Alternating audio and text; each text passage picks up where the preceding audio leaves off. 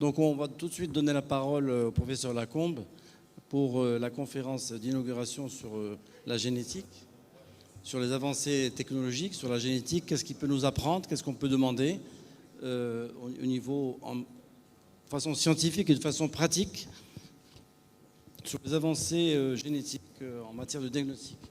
Professeur Lacombe, à vous la parole. Merci beaucoup. Alors, n'ayez pas peur, je ne vais pas être trop technologique, mais très clinique, notamment fin.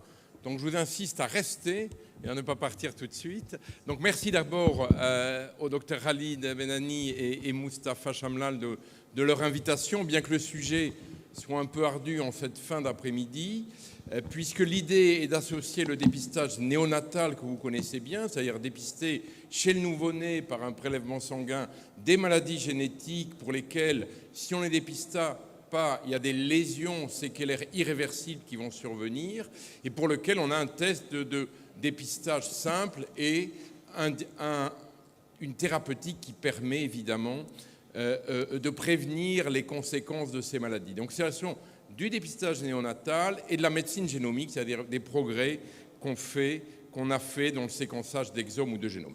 Donc d'abord un point sur le dépistage néonatal de par le monde. Donc comme vous le voyez sur ce schéma d'un article récent de Banham, c'est très hétéroclite, très divers de par le monde. Les pays qui font le plus de tests en termes de dépistage néonatal sont les États-Unis, mais là aussi c'est très différent selon les États, l'Australie et l'Europe, mais là aussi en Europe, selon les pays, il n'y a pas du tout d'harmonisation malheureusement aujourd'hui dans le dépistage néonatal. Alors, un point peut-être d'abord sur la situation en Afrique, pour vous dire qu'on estime qu'aujourd'hui que 30% des bébés bénéficient de dépistage néonatal de par le monde, et en Afrique, il y a 30 millions de naissances par an et très peu de dépistage néonatal.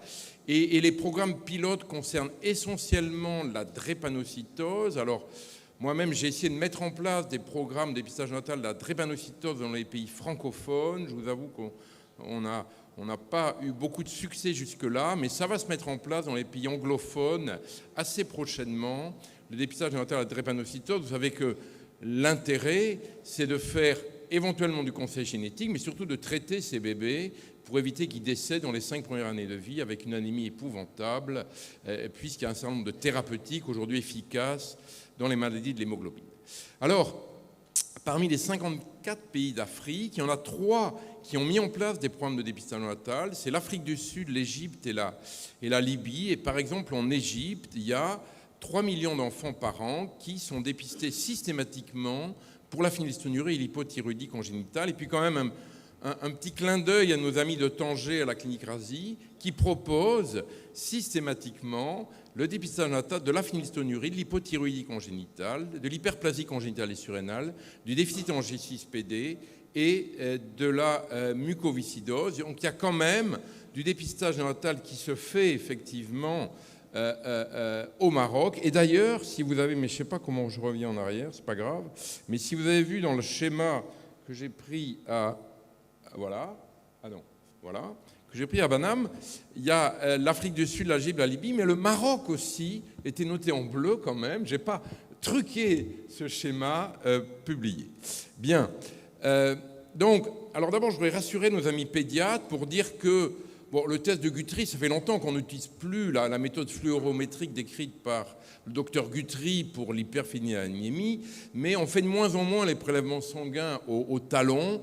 On propose de plus en plus, vu le nombre de dépistages qui augmente, donc le nombre de tâches qu'il faut prélever pour le papier buvard, des prélèvements au pli du coude, voire en épicrânienne. Alors, je vais vous parler de ce que je connais le mieux, ce qu'on fait en France. Donc, on a été un des pays pionniers, puisque Guthrie, c'est la fin des années 60, début des années 70. Dès 1972, on a mis en place en France le dépistage néonatal de la phénylsténurie, puis l'hypothyroïdie congénitale. Ce sont vraiment les maladies phares, puisque vous le savez très bien. Si vous ne dépistez pas à la naissance un enfant phénylsténurique, il va développer une déficience intellectuelle très grave, un trouble du spectre de l'autisme, et le temps que les symptômes cliniques permettent le diagnostic là, de la maladie. Il sera trop tard. La contamination par le cerveau de la phénylalamine aura entraîné des séquelles irréversibles, d'où l'intérêt du dépistage néonatal. Et aujourd'hui, les enfants qu'on a dépistés il y a maintenant de nombreuses années, un développement normal. J'ai eu récemment la lettre d'une maman qui me disait que les deux garçons que j'avais suivis étaient tous les deux à l'université. Donc c'est bien sûr un progrès formidable. Alors il y a un nouveau challenge dans la phénylurémie qui suit des mères phénylcytonurie qu'il faut revenir à un régime strict pour éviter qu'elles aient un enfant avec une embryophétopathie à la phénylalanine et donc une microcéphalie et une déficience intellectuelle, mais c'est un autre problème. Et c'est la même chose pour l'hypothyroïdie congénitale. Alors la drépanocytose aujourd'hui est un petit peu d'actualité, puisque jusqu'à maintenant, on l'a fait de façon ciblée, ce qui est très discutable d'un point de vue éthique, dans les populations d'origine afro-antillaise, mais on va avoir une généralisation de la drépanocytose avant la fin de l'année en France chez tous les bébés.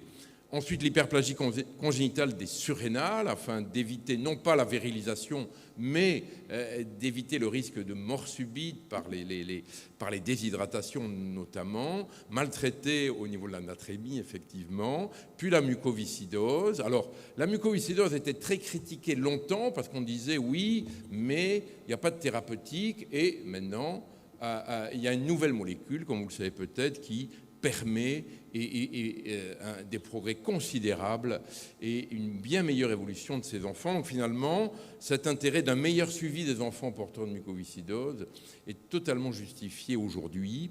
Puis la surdité, ce qui fait qu'on n'a plus de sourds-muets en France. D'ailleurs, ce sont les associations de sourds-muets qui s'étaient opposées au dépistage néonatal pour éviter la perte de leur culture de la langue des sourds.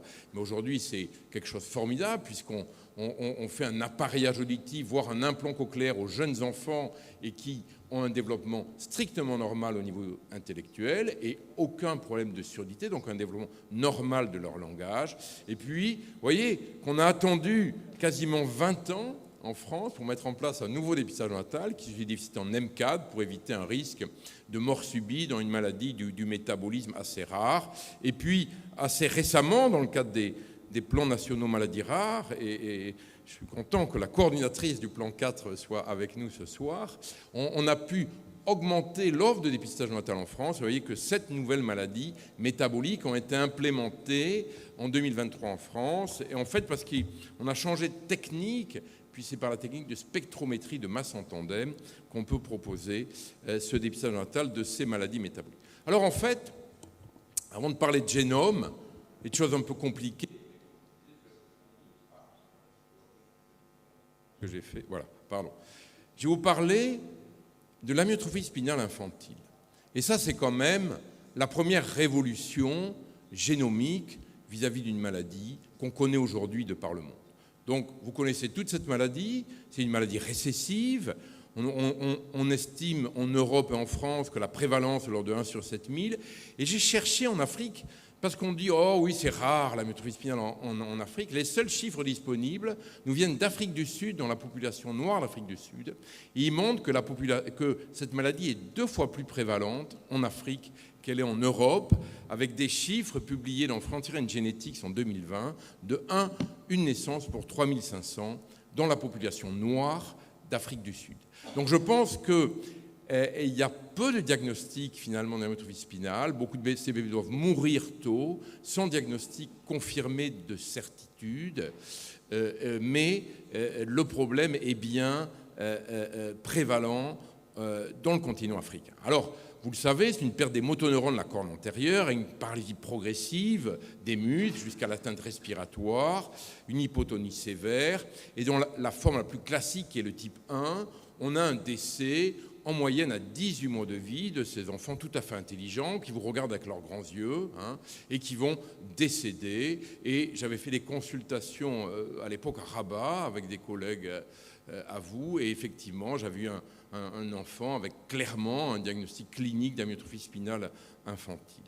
Alors, la génétique de l'amyotrophie spinale infantile est très passionnante parce que c'est dû à des variations bialléliques du gène SMN1 sur le chromosome 5, mais vous avez un point chaud de mutation qui est l'exon 7 de ce gène. C'est-à-dire que que la grosse majorité des patients, en Europe 95 à 98%, la mutation, le variant, c'est la perte de l'exon 7 du gène SMN1.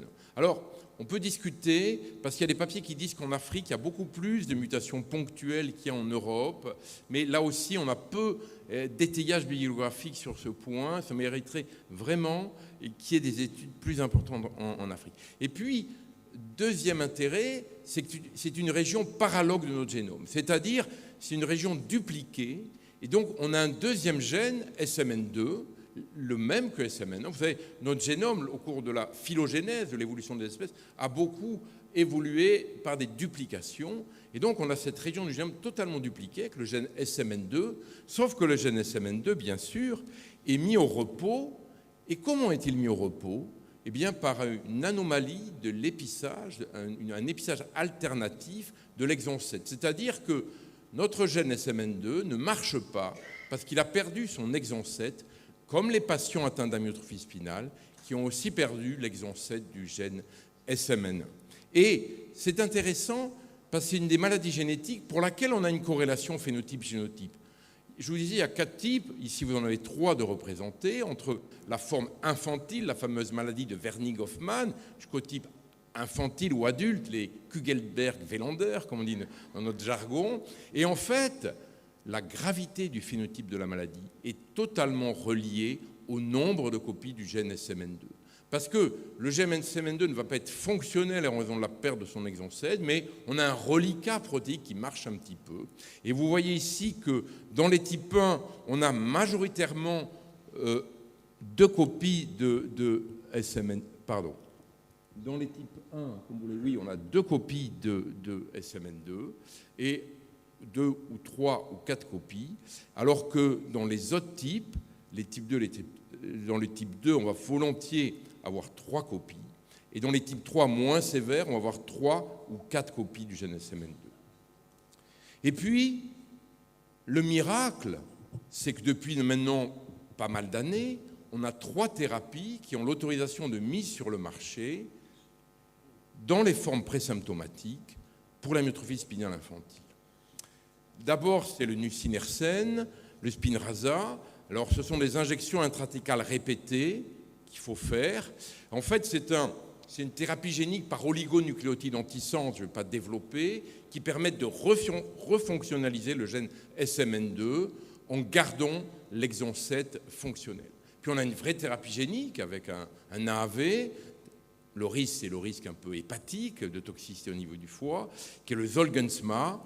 Alors, je n'ose pas vous dire le prix, évidemment, puisque ça vaut 2 millions d'euros l'ampoule, mais ce sont des one-shot, c'est-à-dire en une seule injection. En une seule injection, cet enfant qu'on va dépister à la naissance, au lieu qu'il meure à l'âge de 1 an, il va avoir une vie en principe normale.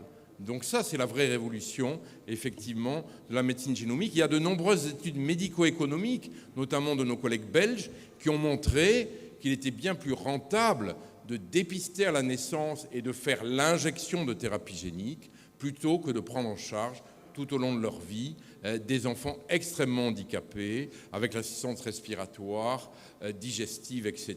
Et puis il y a un 3e médicament qui est le Risdiplam, qui est un médicament Péros, qui va modifier l'épissage et qui a été développé par le laboratoire Roche et qu'on donne surtout aujourd'hui aux formes adultes d'amyotrophie spinale, avec un gain en termes de qualité de vie qui est là aussi très important. Alors, il y a beaucoup de papiers, beaucoup d'articles dans la littérature internationale qui montrent que finalement, il faut dépister dès la naissance cette maladie si on veut la traiter. Qu'est-ce qu'on fait aujourd'hui ? Eh bien, on fait le diagnostic de ces patients vers l'âge de 6 mois, 8 mois, sur des signes neurologiques.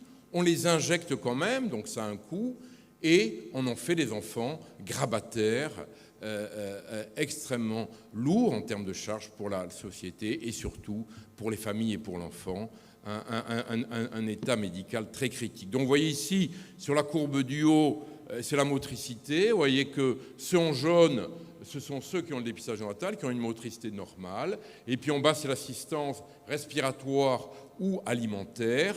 Et vous voyez que ces enfants n'ont pas besoin de sondes gastriques ou d'intubation pour respirer. Donc, même si évidemment le choix des parents se porte le plus souvent sur l'injection unique de Zolgensma, un one-shot, en une injection, vous allez guérir ces enfants qui vont mourir, je vous le rappelle, à l'âge de 18 mois en moyenne dans le Wernicke-Hoffmann. Alors, vous voyez que le consensus est large dans les pays européens et nord-américains. Tous les États des États-Unis et du Canada font ce dépistage néonatal. Et vous voyez qu'en vert, en Europe, sont les pays qui ont mis en place le dépistage néonatal. Et ceux qui ont des yeux un peu critiques noteront que l'Ukraine a mis en place le dépistage néonatal au cours de la guerre qu'ils connaissent actuellement. Et vous voyez qu'avec l'Espagne et l'Italie, on est encore dans le cadre de programmes pilotes. Donc je vous parlais un peu du programme pilote que j'ai développé dans notre région en Nouvelle-Aquitaine, en collaboration avec mes collègues de pédiatres de Strasbourg. Donc c'est un projet sur 2 ans, et on a 55 000 naissances par an, donc on attend environ 8 cas par an et par région sur 2 ans. Et c'est une étude de faisabilité qui a été demandée par le ministère avant le déploiement national. Donc voilà comment ça se passe, mais peu importe la technique, on prélève le buvard. On fait ce dépistage très simple de la recherche de la délétion. C'est vraiment une PCR, il n'y a rien de plus simple. Si c'est positif, on va reconvoquer l'enfant pour le test de confirmation et l'étude du nombre de copies du gène SMN2. On le passe en même temps en RCP et on dit quelle est la thérapie à mettre en place et on les injecte. Ça nous a permis de mettre en place 2 laboratoires à Bordeaux et à Strasbourg dédiés au dépistage néonatal moléculaire. C'est très simple, hein, c'est un puncher pour puncher la tache de sang. Il y a ensuite une PCR et qui vous permet d'identifier cette délétion de l'exon 7 du gène SMN1. Et c'est vrai qu'on a pris un peu d'avance sur nos collègues, puisqu'on a dans nos 2 CHU un laboratoire dédié à la génétique du dépistage néonatal aujourd'hui. Voilà où on en est à peu près. On a dépisté 10 enfants, 8 ont eu l'injection unique, parce qu'on a eu tous les cas de figure, en fait. C'est assez dingue. On a eu des cas à 4 copies, donc aujourd'hui on traite jusqu'aux 3 copies. Ça peut se discuter, mais bon, c'est un peu technique. On a eu un cas de 0 copie, donc on n'a pas traité. Et puis on a eu un faux positif, une mutation ponctuelle, malheureusement, pour lequel on ne peut rien et qu'on s'attendait à avoir. Donc une prévalence un peu moindre, mais dès qu'on fait du dépistage néonatal, on a une prévalence moindre. Donc voilà comment ça se passe. L'objectif, aujourd'hui, on les traite en moyenne à 21 jours de vie, vous voyez, on les injecte. Et on souhaite arriver à une injection à 15 jours de vie, donc dans les 2 premières semaines de vie du nouveau-né, afin d'avoir la meilleure efficacité. Donc aujourd'hui, on a montré que c'était extrêmement bien accepté par les familles, cette approche génétique de dépistage néonatal, avec une très bonne exhaustivité, l'ensemble des maternités. Donc évidemment, l'idée aujourd'hui, c'est bien sûr de nationaliser ce programme de dépistage néonatal dès 2025, on espère, dans toutes les régions françaises. Et on le combine avec le déficit immunitaire communautaire, avec le SCID, qui là aussi a démontré depuis longtemps qu'il y avait un intérêt vis-à-vis du dépistage néonatal. Et juste pour finir, dans notre cohorte d'enfants dépistés, on a eu 2 petites jumelles. Vous les voyez toutes mignonnes, je crois qu'elles ont 7-8 mois. Elles n'auraient jamais dû tenir la tête. Hein. Et vous voyez que... Voilà, elles ne sont pas encore grandes, on n'a pas encore le recul, mais elles ont un développement strictement normal. On les surveille tous, bien sûr, de façon très précise. Alors, venons-en au titre de la conférence, le dépistage néonatal génomique, séquencer finalement le génome chez le nouveau-né, avec, je vous rassure, une lecture ciblée vis-à-vis des maladies qui sont, comme on dit dans le jargon, actionnables, amenable en anglais, c'est-à-dire pour lesquelles on peut avoir une action, notamment une action thérapeutique. Et l'exemple de l'amyotrophie spinale n'est pas le seul. Il y a des maladies bien plus rares, par exemple la leucodystrophie métachromatique. Aujourd'hui, il y a une thérapie génique, alors c'est quand même le comble, puisque l'AMM en France n'est que chez l'enfant asymptomatique et on ne fait pas le dépistage néonatal. Donc évidemment, tous les enfants, à part les frères et sœurs évidemment d'un enfant qui déjà est handicapé de la maladie, on ne peut pas les traiter. Donc vous voyez qu'il y a environ une vingtaine de programmes en cours de par le monde pour faire du séquençage du génome dès la naissance dans un grand nombre de pays. Alors bien sûr, je vais vous parler du programme français qui est développé par mes collègues de Dijon, qui s'appelle Périgénomède, avec quelques diapos. Alors, il y a des arguments pour dire qu'il faut faire une extension du dépistage néonatal. En France, on a dû modifier la loi de bioéthique pour faire un dépistage néonatal génétique d'emblée. Ça a été une longue bataille avec notamment l'AFM Téléthon. Les coûts de séquençage du génome ont extrêmement baissé. Je ne sais pas si parfois il faut être du séquençage d'exome ou de génome. On était à des centaines de milliers d'euros. On est aujourd'hui quelques centaines d'euros à peine. Et tous les laboratoires privés, on a cité Cerba tout à l'heure, ils font bien sûr du séquençage d'exome ou de génome. Il y a des innovations thérapeutiques majeures. La thérapie génique, vous en entendez parler depuis 20 ou 30 ans, notamment à tous les téléthons. C'est aujourd'hui la révolution de la thérapie génique. Ce n'était pas hier. Ce n'était pas il y a des années.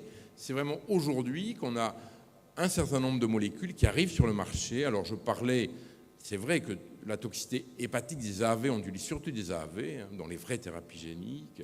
Bon, il faut vraiment surveiller ce problème hépatique, à mon avis, à long terme, parce qu'ils font tous une élévation des transaminases et qu'on surveille. Mais on est en pleine révolution thérapeutique de ces maladies rares aujourd'hui. Et heureusement, puisque autant on a fait des progrès diagnostiques incroyables, moi j'ai vu ça, puisque j'ai débuté, on n'avait quasiment pas de tests génétiques, donc aujourd'hui on séquence le génome à tous les enfants pratiquement. Et puis on a montré sur des études psychosociales qu'il y avait une vraie attente des parents et des familles vis-à-vis de ce dépistage néonatal. Donc ce programme Périgénomède se veut le lien, vous voyez, entre médecine génomique, dépistage néonatal, les filières de santé maladies rares et les industries pharmaceutiques. Donc ils ont fait beaucoup de liens parce que ça coûte très cher, là pour le coup, le séquençage de génome. Là, on est à quelques euros pour l'amyotrophie spinale. Et la grande question, c'est quelles sont les maladies qu'on veut dépister, quelles sont la liste de gènes qu'on veut tester à la naissance. Alors, tous les pays ont sorti des listes de gènes différents, si vous vous amusez à les comparer. Et donc aujourd'hui, il y a une réflexion qui est en place par filière maladies rares. En France, c'est assez bien fait pour demander dans tous les secteurs finalement, quelles sont les maladies que vous pensez qu'il faut dépister parce qu'il y a eu des progrès thérapeutiques récents.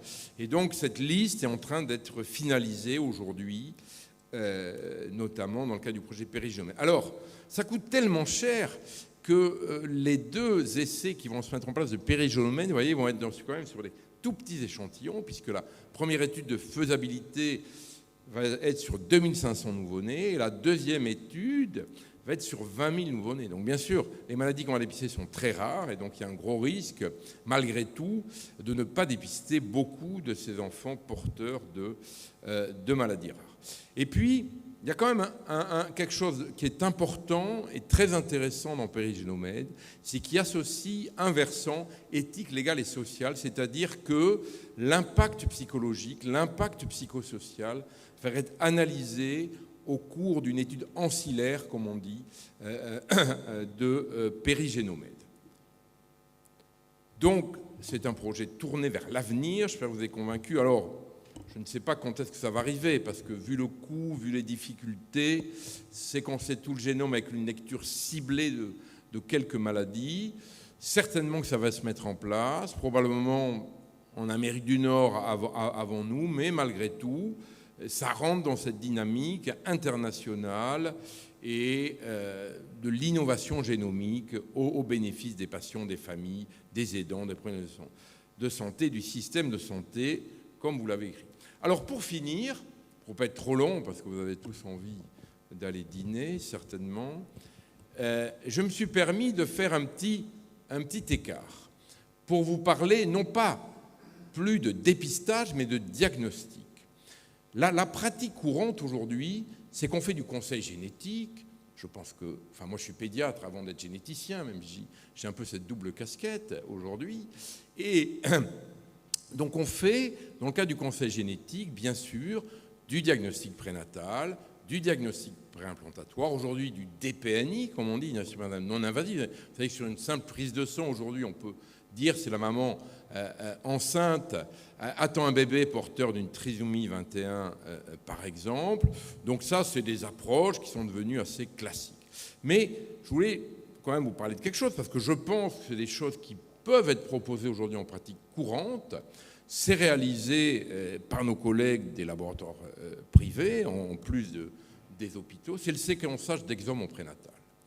Aujourd'hui, devant, je vais vous le préciser, certains signes cliniques, vous ne sentez pas, j'aime pas du tout cette expression, mais disons que les gens se disent, comme disait notre ami Arbelaïch tout à l'heure, voilà, il y a des signes d'appel, il y a des petites choses en prénatal, mais on ne peut pas faire de diagnostic. Et le gros risque, évidemment, ce qu'on craint tous, c'est que l'enfant naisse avec un trouble sévère du neurodéveloppement et évolue évidemment de façon un peu dramatique. Donc on peut séquencer tous les exons, les exons des gènes de notre génome, donc c'est que 2% de notre génome, donc c'est relativement simple finalement. Aujourd'hui on a des machines, tout ça c'est de la bioinformatique, on a des séquenceurs. Là c'est l'exemple de ce qu'on fait, ce qu'on a mis en place nous à l'hôpital de Bordeaux avec un séquenceur Illumina, et puis peu importe, on fait ça en trio, et on ne recherche que les variants, comme on dit, de classe 4 ou de classe 5, de l'American College of Medical Genetics, c'est-à-dire les variants qui sont vraiment délétères, responsables de maladies. Et vous voyez, je vous ai mis les indications qu'on a retenues à ce jour pour faire du séquençage d'exomes, donc 2 anomalies fœtales, dont une malformation, un hydrothorax avec une autre anomalie, une nuque épaisse avec une ACPA, une CGH arrêt normale, une cardiopathie complexe isolée, une malformation cérébrale, une maladie osseuse constitutionnelle, un Pierre-Robin, une akinésie fœtale, une mort fœtale intra-utéro. Donc vous voyez, on a des indications et aujourd'hui on fait donc du séquençage d'exomes en routine, courante et quotidienne à l'hôpital. Et je le disais, c'est tout à fait possible avec des labos privés. On ne les fait pas dans ces indications-là, encore, l'hyperclatée nucale, le RCU isolé, les fentes labiopalatines et un diaphragmatique. On trouve très peu de gènes en un diaphragmatique, il y a des formes syndromiques, mais bon. Les anomalies tumorales, les situs, les pieds-beaux, l'holoproencéphalie. Ça, ce ne sont pas des indications aujourd'hui qu'on retient. Donc, les patientes, elles vont voir un généticien, on les informe, on a leur consentement, on leur propose cette séquençage. On fait d'abord, bien sûr, cariotype, voire fiche, ACPA, c'est-à-dire CGH arrêt, et ensuite on propose un analyse de l'exome en trio, fœtus et 2 parents. On rend les résultats dans un délai de 4 à 6 semaines, et bien sûr on ne rend que les vraies variations pathogènes, comme je le disais, de classe 4 ou 5. Voilà, j'espère vous avoir convaincu de l'intérêt et du dépistage néonatal et du diagnostic génomique. Donc voilà les gens qui ont participé à ce projet, donc mes collègues de Strasbourg. Le projet d'EPISMA, la myotrophie spinale, on a été fortement soutenu par la FM Téléthon et par la filière de santé Filnemus avec Charam. Pour Périgénomètre, ce sont mes collègues de Dijon, donc Laurence Fèvre, Christelle Tauvin et puis Frédéric Huet. Et pour l'exome, c'est ma collègue de Bordeaux, Caroline, qui m'a passé quelques-unes de ces diapos. Je vous remercie de votre attention. Voilà notre équipe du Centre régional d'épistage néonatal du CHU de Bordeaux. Merci beaucoup de votre écoute.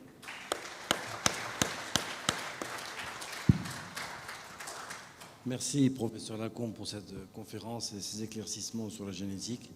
Donc c'était passionnant. Une conférence d'inauguration, pas de questions, mais s'il y a quand même une question dans la salle, on est quand même preneur, puisqu'on profite. Patrick. Non, je suis très rassuré. Ça marche pas. Vous avez parlé du dépistage. Et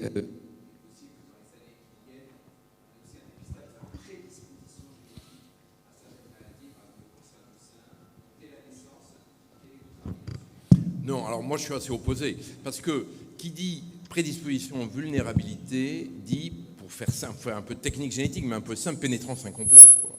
Et l'exemple des gènes BRCA, par exemple, le cancer du sein, toutes les femmes ne vont pas faire le cancer du sein. On sait bien que la pénétrance est incomplète. Donc c'est vrai que mettre une étiquette dès la naissance de ce risque de cancer, finalement avec une incertitude, voilà, je ne crois pas. Donc je pense qu'il faut vraiment aller, du moins dans un premier temps, mais vous avez raison, demain ça va s'étendre certainement, sur des maladies monogéniques à forte pénétrance, pour lesquelles on a un vrai intérêt thérapeutique. Et ces maladies plutôt de l'adulte, comme les agrégations, enfin le cancer, c'est-à-dire le côlon et le sein, moi je pense qu'aujourd'hui, il faut éviter le dépistage même chez le mineur présymptomatique, mais plutôt le réserver effectivement à l'adulte. Et c'est vrai qu'on fait beaucoup de présymptomatiques, comme vous le savez, et en oncogénétique, et en neurogénétique pour les maladies neurodégénératives, mais pas chez l'enfant. Bien sûr, il suffit de... Oui, mais ils font tout et n'importe quoi. Je crois qu'il ne faut pas toujours suivre l'exemple des Américains pour tout. Bon, ceci dit, moi je me rappelle, il y a 5 à 10 ans, ils parlaient, nos collègues nord-américains, de dépistage néonatal par le génome. On leur disait, mais non, vous êtes fous et tout. Bon, et finalement... On va y venir. Alors, dans combien d'années ou de dizaines d'années, je ne sais pas, mais c'est dans l'air du temps. Oui, Mustapha ? Excusez-moi, c'est impoli, parce qu'après une conférence, normalement, on ne passe pas de questions, mais ma curiosité, je pense que je me suis endormi quelques secondes quand vous avez parlé de la thérapie génique dans l'amyotrophie spinale infantile. Je n'ai pas compris, parce que soit on n'a pas du tout de copie, donc vous ne traitez pas, soit il y a 3-4 copies qui sont résiduelles, on propose un traitement.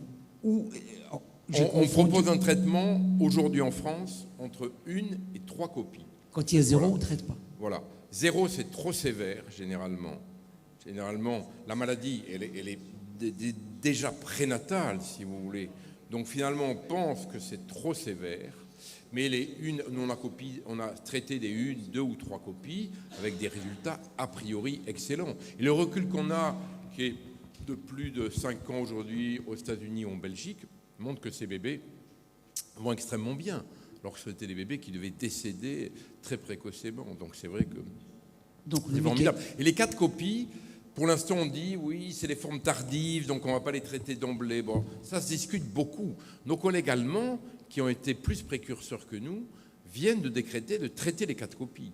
Et vous allez dire, on sait qu'ils vont faire la myotrophie spinale, mais qui va être plus tardive. Donc est-ce qu'il faut attendre ? Pourquoi est-ce qu'on attend aujourd'hui ? Parce que si vous faites le one-shot de Zolgensma, on ne peut pas le répéter a priori. Donc on dit on ne va pas perdre la cartouche, si je puis dire, et donc on va attendre finalement pour proposer le traitement à ces enfants, mais ça se discute pour les 4 copies. Une question de curiosité aussi. Est-ce que les enfants, par exemple, je parle des filles, les petites jumelles que vous avez montrées qui sont magnifiques, est-ce qu'il y a un risque dans leur descendance ? Alors, c'est une maladie récessive, donc effectivement, tous leurs enfants sont hétérozygotes, et s'ils n'épousent pas quelqu'un de la même famille, le risque est quand même très faible, effectivement. Mais là, on fait du conseil génétique aujourd'hui, c'est-à-dire on teste ceux qui ont un risque d'être 1 sur 2 d'être hétérozygotes, et en même temps, on teste le conjoint en fait directement pour voir s'il n'est pas hétérozygote. Nos conseillers en génétique voient ça tous les jours, des couples à risque d'amyotrophie spinale ou d'autres maladies récessives, complètement, bien sûr. On teste directement, le plus souvent aujourd'hui, les 2 parents vis-à-vis du risque, parce que vous avez raison, c'est formidable, mais l'aspect anténatal, c'est pour ça que j'en ai parlé un petit peu, reste parfois privilégié dans certaines familles. Évidemment, ça dépend d'un certain nombre de configurations religieuses ou autres, bien sûr, mais vu la gravité de la maladie, certaines familles vont opter vers le diagnostic prénatal plutôt que le suivi et le dépistage néonatal. Hassan ? Et excusez-moi pour cette question, je suis là, qui n'est pas scientifique. Non. Qui est-ce qui paye ? La sécurité sociale française. Elle a déjà un déficit énorme. Oui. Mais comme je le disais,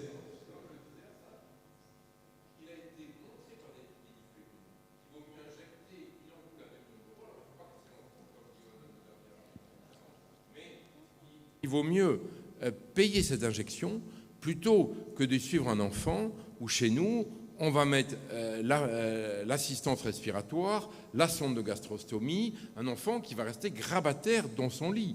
Aucun doute, je suis d'accord. Voilà. Alors après, ça a un coût, vous avez raison, ça a un coût. Ça a un coût et le dépistage néonatal et les injections. Mais on va injecter, vous voyez là, on a injecté une dizaine d'enfants en 1 an. Bon, sur 2 régions. Mais voilà. Mais on a sauvé la vie à ces enfants quand même. C'est quand même incroyable. Très bien, bravo. J'ai une question. Pourquoi Oui. one shot? Ah, ça c'est les vraies thérapies géniques, c'est les one-shot. Enfin, avec le recul qu'on a aujourd'hui, hein, bien sûr. Hein. Aujourd'hui, par rapport aux Zolgensma, on dit en une injection, vous finalement l'AV, vous savez, va intégrer le génome, va intégrer le bon gène, SMN1, et qui va produire toute la vie. Bon, on n'a pas un recul de 40 ans hein, aujourd'hui, c'est vrai, on a un recul de 5-10 ans, et pour l'instant, le one-shot suffit. Les vraies thérapies géniques, si vous voulez, il y a d'autres exemples, hein, c'est les one-shots. Ouais. Alors après, il y a peut-être comme les Zolgensma, des injections répétées, etc. Il y a différents types de thérapies géniques, c'est un peu compliqué, mais c'est en train d'exploser en tout cas.